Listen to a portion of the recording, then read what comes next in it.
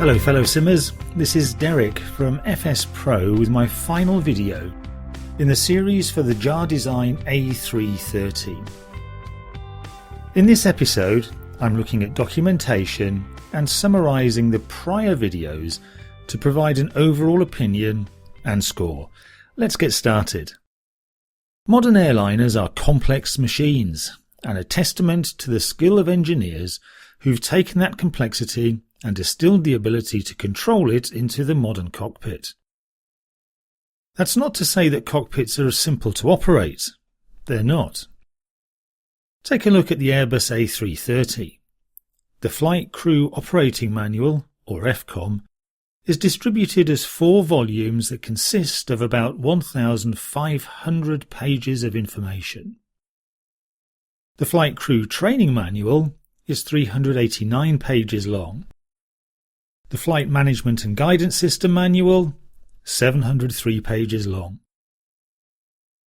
Of course, we're only talking about PC simulators here, so the need is reduced. We won't need a lot of detail on how the oxygen system works, for example, and we're not going to get vexed over how to start the cockpit voice recorder. But we are interested in systems. We are interested in programming routes, learning flows, perhaps even flying online with friends, virtual airlines, and virtual air traffic. In short, we need documentation specific to the simulation provided that helps us to get the most out of the simulator. Almost every single commercial sim I have bought has come with documentation. Some better than others, but invariably documentation is provided. And so it was with great interest that I looked up the JARDesign A330 documentation. Here it is. Yup, nothing. Not a single page. So I visited the JARDesign forum and looked there.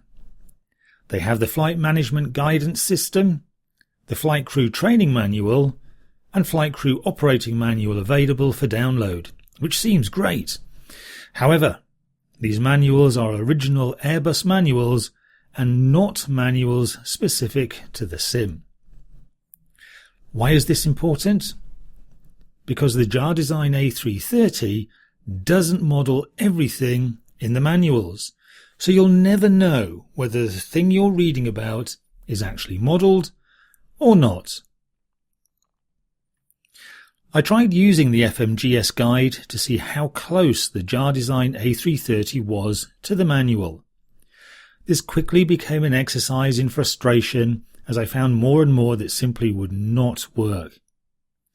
If you'd like more information on this, please check out the video in this series that relates to the MCDU.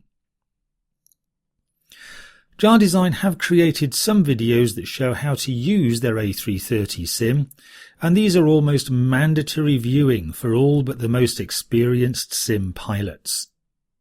So, as no documentation is provided with the JARDesign A330, I have no option but to score it a lowly 0. After the last video in the series, I wrote to JARDesign and asked them if they'd care to comment on the review. I wanted to give them the opportunity to state their opinion and address any part of it. Unfortunately, I've heard nothing from them. It's worth noting that this review was conducted using version 1.1 Release 1. During the creation of the review series, version 1.2 Release 2 was released, and the vendor described the changes as now being Mac OS compatible, that a ground handling plugin for A330 was included, and that mouse wheel was enabled for buttons and knobs on the FCU. However, upon reading the comments from other users, it's evident that there were no changes that would affect this review. Problems with the external graphics, MCDU and documentation remain. This is a shame, and I confess to a degree of bewilderment that time has been spent on things like ground handling when the forums have clearly indicated issues with the FMGS and MCDU. It has taken almost 2 months for this review to be completed. In that time, I've looked at external graphics, which scored a 4 out of 5, internal graphics, which scored 5 out of 5, normal law flight characteristics, which scored 5 out of 5, the MCDU, which scored 1 out of 5, and just now the documentation that has scored 0 out of 5.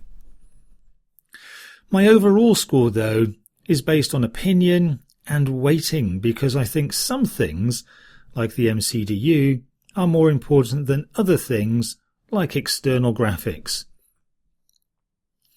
And so it is that, overall, the JARDesign A330 earns a score of 2.5 out of 5.